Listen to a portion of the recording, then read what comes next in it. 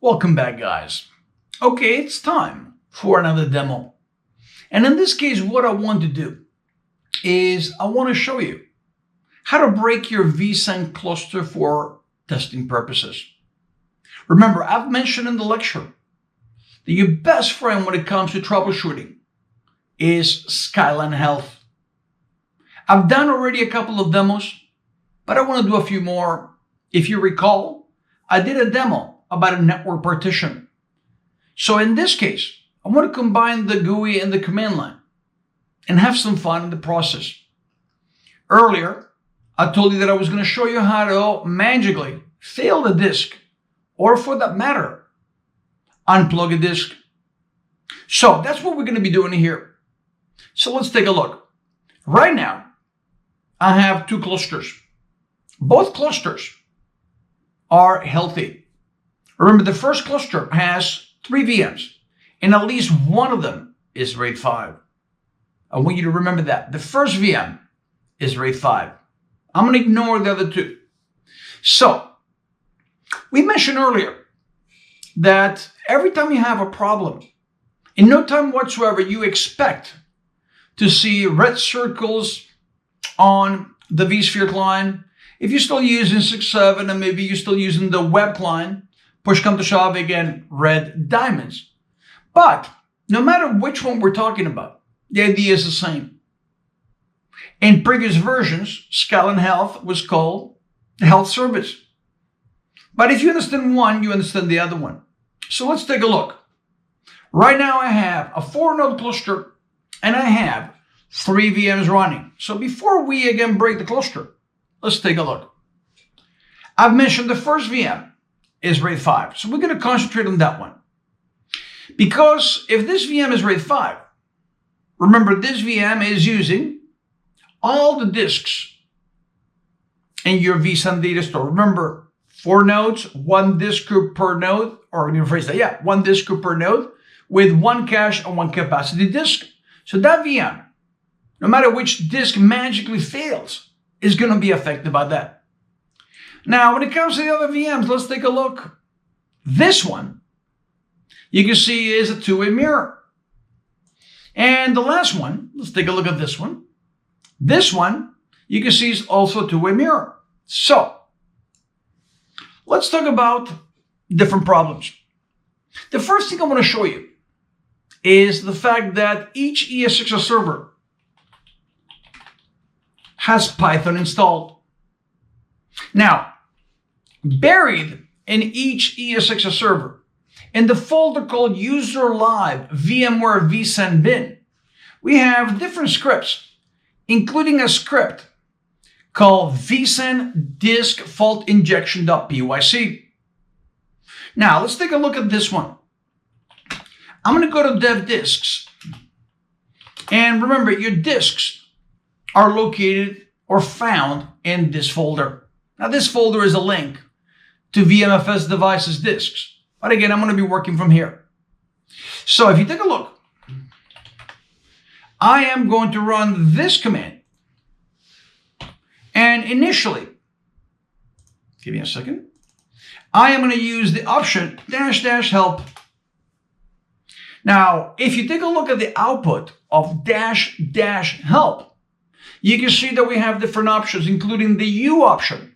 The U option allows me to emulate unplugging a disk. I have the P option. The P option allows me to inject a permanent failure. If I use the P option, I need to use the C option to clear that failure. You could also inject a transient or temporary failure. So in this case, we are going to run this command with the U option. The U is for unplug. And then we're going to specify a particular disk.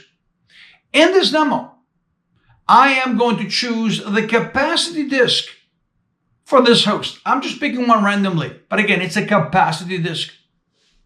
Now, underneath this utility will run another command called vSphere Interactive Shell, VSISH. Now, we have this command for testing purposes. And if you take a look, when you run the command, you want to look at the output. You want to make sure that it says that it injected the issue onto that drive. If it says on none, that means you did not type the command properly. So this would be the same thing as if I go to your data center and I randomly unplug a drive. I'm talking about one of the hot swappable devices. So let's take a look. To speed this up, I am going to make sure, number one, that this is SAES601, not SB01. So I'm working with the first cluster. What we're going to be doing here is we're going to select the cluster. We're going to go to monitor. And when we go to monitor, to speed this up, I'm going to do the following. Notice underneath vSAN, I am going to choose Scala and Health. Remember, my VMs don't have an operating system installed, so there is no I/O taking place. That's why you don't start seeing immediately these red circles and stuff like that. So right now, notice everything seems to be okay. Now, some of these have been disabled. I'm talking about some of these tests. So I'm going to click on retest. And when I click on retest, I expect to see failures. Notice there it is. There's my infamous red circle on top of the cluster. So in real life, let's say somebody calls you up and they're like, hey, we have a problem. I see a red circle either at the host level or the cluster level, whatever the case may be. What do you do? Again, the first thing you want to do, select the cluster, go to monitor, and go to Scala and Health. Notice, in this case, we have issues. If I unplug a disk, and I know for sure that disk had at least one component, which it did, obviously some of my objects were affected by this. Think about it. At least one VM for sure was affected by this. But also you want to remember that we have other objects as well, such as the stats DB object. So notice, my failure in this case affected X number of VMs and in the process, X number of objects. Now let's dissect it. If you take a look, in this case, I am going to, for example, just choose vSAN object health. This gives me an idea of how many objects were affected by my failure. And in the process, you can see that I have the choice to click on repair objects immediately. Now remember, this is an example of an absent component because it's not like the disk was slowly but surely failing and sending error messages. It magically vanished. So when you take a look, a bunch of objects were affected by this. That includes, of course, the stats DB object, the one for the performance service. And if I take a look at my VMs, remember this VM should have three objects: the VM home namespace object, the disk object, and the swap object. Now let's take a look. Because this VM was RAID 5, I expect three objects here to be affected. There is 1, 2, and 3. So once again, notice we're talking about the three objects were affected by this. Once again, you can click on the expander. Now, let's take a look at this VM. Now, this VM was a two-way mirror VM. So maybe it was affected by this or not. And quickly you can see that when it comes to the hard disk, one of the components is missing. When it comes to the VM home namespace object, again, one of the components is missing. And if you take a look, he got lucky when it comes to the swap object. All three components, including again the witness component, were untouched. And lastly, in this case, VM3, let's see if it was affected or not. Notice it was. So, in this case, as mentioned earlier, from the get-go, you want to go first and foremost always to Scala and Health. Now, let's take a look at other things. If I select my cluster and I go to configure, remember, one of the disk scripts was affected by this. So you can imagine in this case, I could go to the cluster, I could go to configure.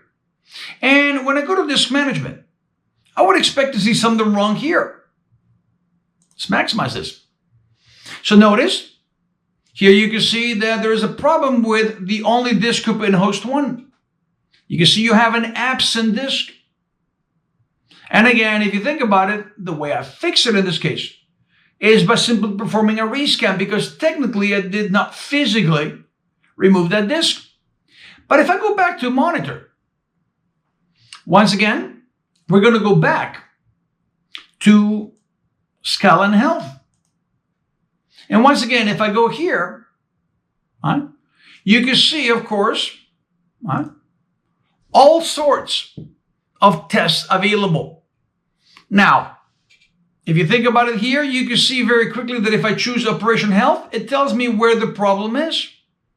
So if I have a 64-node cluster or a 30-node cluster, whatever the case may be, I don't have to look at every single host. Once again, very quickly, I can see the problem is what? Related to SA01. And it gives me the unique ID of the disk that is absent. We mentioned when a disk fails, it affects potentially X number of objects. And again, not only, of course, the objects for the VMs, but also potentially the ones for StatsDB, or again, iSCSI objects, or nowadays file service related objects. So to fix this, all I have to do is perform a rescan. I could do that with the GUI. I typically prefer to run this, although I could also use the newer version of this command located in ESXCLI. So when I perform the rescan, at this point, I am going to do a retest. And when I do a retest, you can imagine the disk will magically reappear. Now remember, I also could have done the rescan from here. So if I go to the host and I go to configure, if I go to storage adapters, here is rescan. That's the same thing. The difference is in this case, I'm not bypassing the vCenter. Now, no matter what, the disk should reappear. The objects, when it comes to the components, they will be taken care of. So let's take a look. You can see without me doing anything else, the red diamond has vanished. So very quickly here, I am going to scroll down one more time. We're going to take a look at the section for vSAN. And we're going to realize in this scenario that the disk group is okay again. Let's take a look. Disk management. And everything looks beautiful. And once again, if I go back to monitor, if I go to SCALAN Health, take a look. Everything should be clean now. Everything should be green. Notice nothing related to the network in this case, or for that matter, nothing related to physical disks or data. So that's an easy demo. So hopefully, again, you enjoyed the Python script. Remember, the Python script is found in every single one of your ESXi servers. Please don't run that command in your production cluster. Again, that command should be used for testing purposes before you put the cluster in production. Thank you, guys, and I'll see you in the next lesson. Thanks again.